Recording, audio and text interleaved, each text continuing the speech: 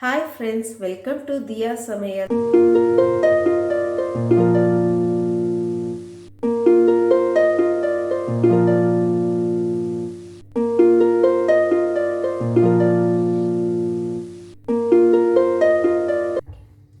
Hi friends, இன்னைக்கு என்ன சமைக்க போறோம்னா ஒரு லஞ்ச் பாக்ஸ் ரெசிபி தான் செய்ய போறோம்.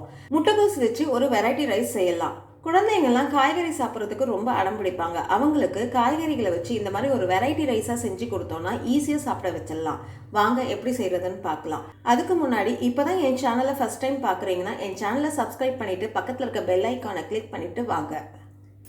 கடாய் நல்லா சூடாயிடுச்சு. 3 டேபிள் ஸ்பூன் எண்ணெய், 1/4 ஸ்பூன் கடுகு, 1 ஸ்பூன் உளுந்து. கடுகு நல்லா வெடிக்க ஆரம்பிச்சிருச்சு. 5 பல்லு பூண்டை பொடிசாக நறுக்கியிருக்கேன், அதை இதில் சேர்த்துக்கலாம். ஒரு சின்ன துண்டு இஞ்சியை பொடிசாக நறுக்கி எடுத்திருக்கேன், அதை இதில் சேர்த்துக்கலாம். ஒரு பச்சை மிளகாவை பொடிசாக நறுக்கி எடுத்திருக்கேன், அதை இதில் சேர்த்துக்கலாம். ஒரு வெங்காயத்தை நீட்டு வாக்கில் கட் பண்ணி வச்சுருக்கேன், அதை இதில் சேர்த்துக்கலாம். கிளறி விடுங்க. வெங்காயம் கண்ணாடி மாதிரி மாறும் தெரியுங்களா, அந்த அளவுக்கு வதக்கி விட்டால் போதும். வெங்காயம் நல்லா வதங்கிடுச்சு. வெங்காயத்தை இந்த அளவுக்கு வதக்குனா போதும். 1/4 கிலோ கோஸை நறுக்கி எடுத்திருக்கேன், அதை இதில் சேர்த்துக்கலாம். ஒரு கொடை மிளகாவை நறுக்கி எடுத்திருக்கேன், அதையும் இதில் சேர்த்துக்கலாம். நல்லா கிளறி விடுங்க. 1/4 கிலோ அரிசிக்கு 200 - 300 கிராம் நம்ம கோஸை சேர்த்துக்கலாம்.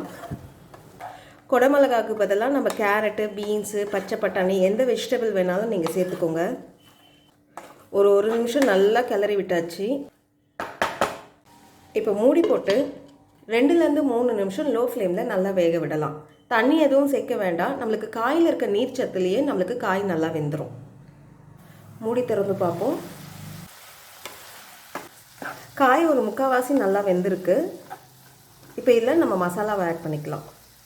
1/4 ஸ்பூன் மஞ்சள் பொடி, 1/2 ஸ்பூன் சீரகப்பொடி, 1/2 ஸ்பூன் மிளகாய்த்தூள், 1/4 ஸ்பூன் கரம் மசாலா, காய்க்கு தேவையான உப்பு. நல்லா கிளறி விடுங்க. ஒரு 2 நிமிஷம் நல்லா வதக்கி விடலாம். அப்போ தான் மசாலாவுடைய பச்சை வாசனைலாம் நல்லா போகும்.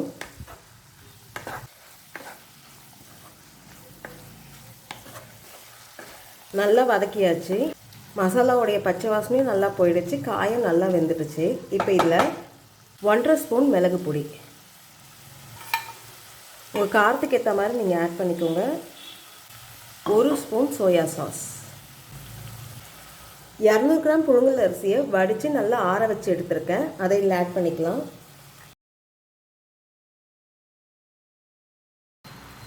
சாதம் இந்த மாதிரி உதிரி உதிரியாக இருக்கணும். சாதத்துக்கு தேவையான உப்பு. நல்லா கிளறி விடுங்க. அடுப்பை லோ ஃப்ளேமில் வச்சுக்கோங்க.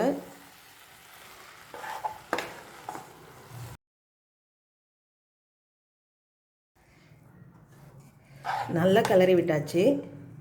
இப்போ டேஸ்ட் பார்த்துக்கோங்க. உப்பு காரம்லாம் கரெக்டாக இருக்குது. கொத்தமல்லியை தூவிடுங்க. கொத்தமல்லியை தூவி ஒரு கலருங்க.